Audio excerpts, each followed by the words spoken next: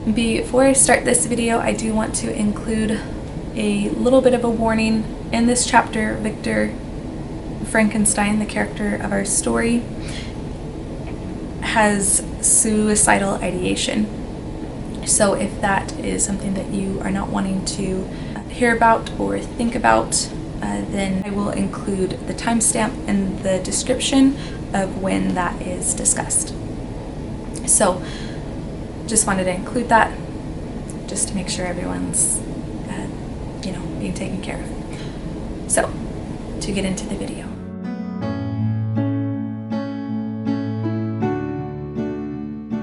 Hello and welcome to Learning with Lulu. In this video we are going to be reading chapter 9 in Frankenstein.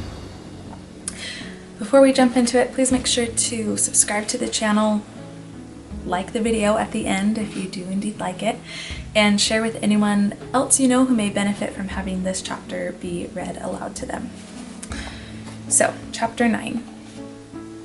Nothing is more painful to the human mind than, after the feelings have been worked up by a quick succession of events, the dead calmness of inaction and certainty which follows and deprives the soul both of hope and fear.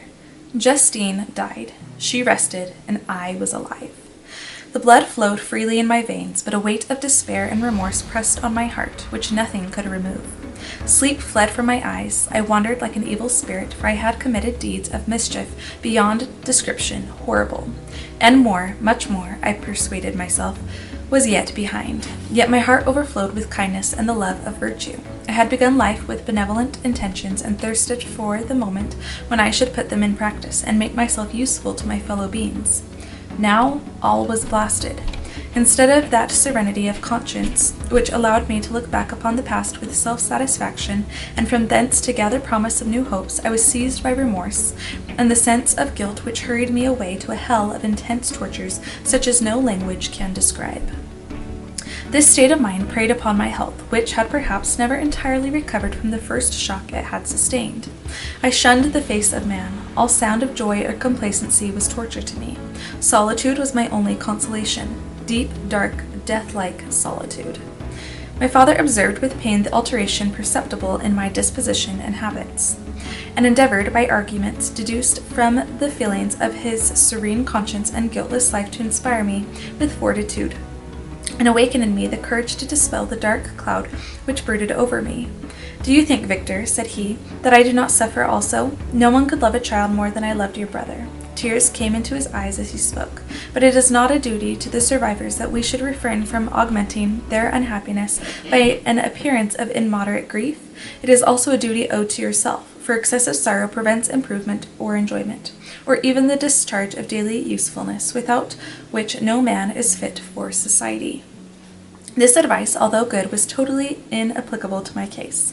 I should have been the first to hide my grief and console my friends, if remorse had not mingled its bitterness and terror, its alarm, with my other sensations. Now I could only answer my father with a look of despair and endeavor to hide myself from his view. About this time we retired to our house at Bellerive. This change was particularly agreeable to me. The shutting of the gates regularly at 10 o'clock and the impossibility of remaining on the lake after that hour had rendered our residence within the walls of Geneva very irksome to me. I was now free. Often after the rest of the family had retired for the night, I took the boat and passed many hours upon the water, sometimes with my sails set. I was carried by the wind, and sometimes after rowing into the middle of the lake I left the boat to pursue its own course, and gave way to my own miserable reflections. I was often tempted, when all was at peace around me, and I only unquiet thing that wandered restless in a scene so beautiful and heavenly, if I except some bat or the frogs whose harsh and uninterrupted croaking was heard only when I approached the shore, often, I say, I was tempted to plunge into the silent lake, that the waters might close over me and my calamities forever. But I was restrained when I thought of the heroic and suffering Elizabeth, whom I tenderly loved, and whose existence was bound up in mine. I thought also of my father and surviving brother. Should I, by my base desertion, leave them exposed and unprotected to the malice of the fiend whom I had let loose among them? At these moments I wept bitterly, and wished that peace would revisit my mind, only that I might afford them consolation and happiness. But that could not be. Remorse extinguished every hope. I had been the author of unalterable evils, and I lived in daily fear lest the monster whom I had created should perpetuate some new wickedness. I had an obscure feeling that all was not over, and that he would still commit some signal crime, which by its enormity should almost efface the recollection of the past. There was always scope for fear so long as anything I loved remained behind. My abhorrence of this fiend cannot be conceived. When I thought of him, I gnashed my teeth, my eyes became inflamed, and I ardently wished to extinguish that life which I had so thoughtlessly bestowed. When I reflected on his crimes and malice, my hatred and revenge burst all bounds of moderation. I would have made a pilgrimage to the highest peak of the Andes, could I, when there, have precipitated him to their base. I wished to see him again, that I might wreak the utmost extent of abhorrence on his head, and avenge the deaths of William and Justine. Our house was the house of mourning. My father's health was deeply shaken by the horror of the recent events. Elizabeth was sad and desponding.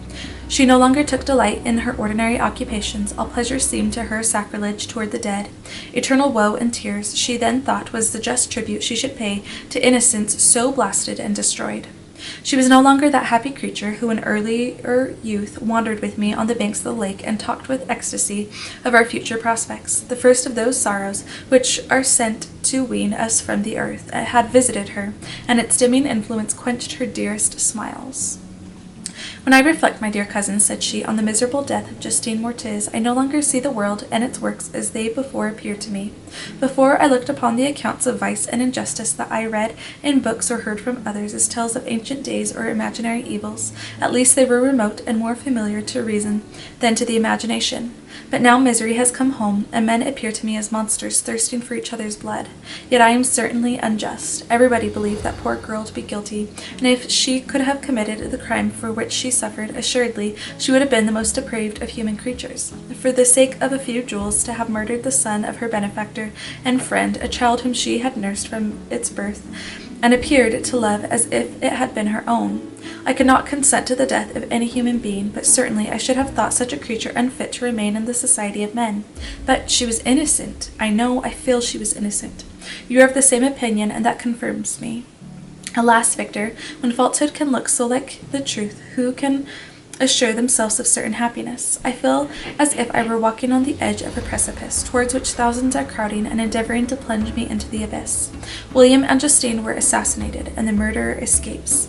He walks about the world free and perhaps respected, but even if I were condemned to suffer on the scaffold for the same crimes, I would not change places with such a wretch. I listened to this discourse with the extremest agony. I, not in deed, but in effect, was the true murderer. Elizabeth read my anguish in my countenance, and kindly taking my hand, said, My dearest friend, you must calm yourself. These events have affected me, God knows how deeply, but I am not so wretched as you are. There is an expression of despair and sometimes of revenge in your countenance that makes me tremble. Dear Victor, banish these dark passions. Remember the friends around you, who center all their hopes in you. Have we lost the power of rendering you happy? Ah, while we love, while we are true to each other, here in this land of peace and beauty, your native country, we may reap every tranquil blessing. What can disturb our peace? And could not such words from her whom I fondly prized before every other gift of fortune suffice to chase away the fiend that lurked in my heart? Even as she spoke, I drew near to her, as if in terror, lest at that very moment the destroyer had been near to rob me of her. Thus, not the tenderness of friendship, nor the beauty of earth, nor of heaven could redeem my soul from woe. The very accents of love were ineffectual. I was encompassed by a cloud which no beneficial influence could penetrate. The wounded deer dragging its fainting limbs to some untrodden brake, there to gaze upon the arrow which had pierced it, and to die, was but a type of me.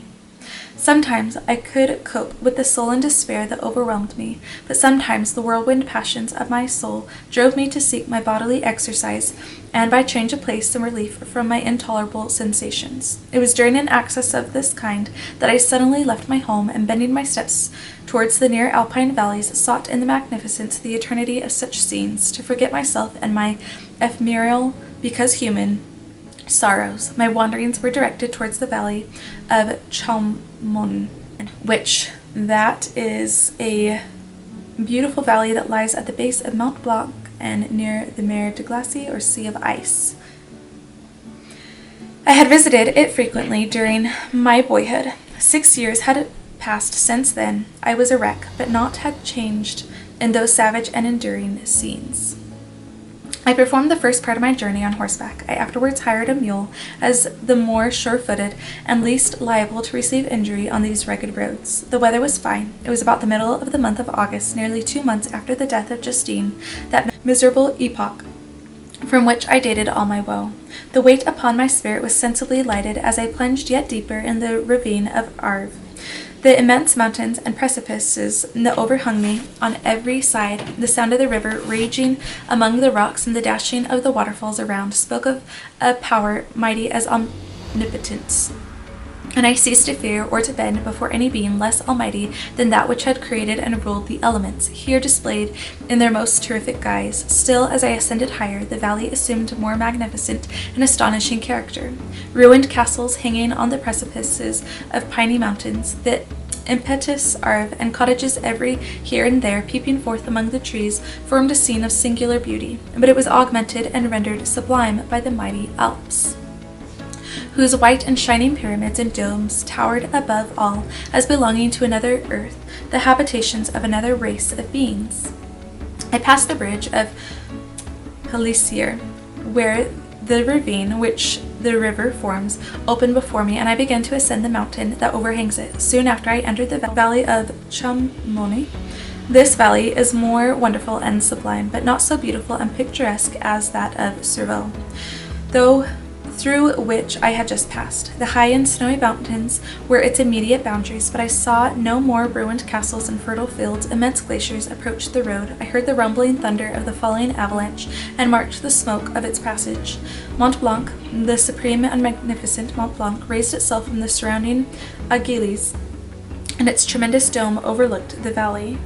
A tingling, long-lost sense of pleasure often came across me during this journey. Some turn in the road, some new objects suddenly perceived and recognized reminded me of days gone by and were associated with light-hearted gaiety of boyhood. The very winds whispered in soothing accents, and maternal nature bade me weep no more. Then again the kindly influence ceased to act. I found myself fettered again to grief and indulging in all the misery of reflection. Then I spurned on my animals, striving so to forget the world, my fears, and, more than all, myself, or, in a more desperate fashion, I alighted and threw myself on the grass, weighed down by horror and despair. At length I arrived at the village of Chamonix. Exhaustion succeeded to the extreme fatigue, both of body and of mind, which I had endured. For a short space of time I remained at the window, watching the pallid lightnings that played above Mont Blanc, and listening to the rushing of the Arve, which pursued its noisy way beneath. The same lulling sounds acted as a lullaby to my too keen sensations. When I placed my head upon my pillow, sleep crept over me. I felt as if it came and blessed the giver of oblivion.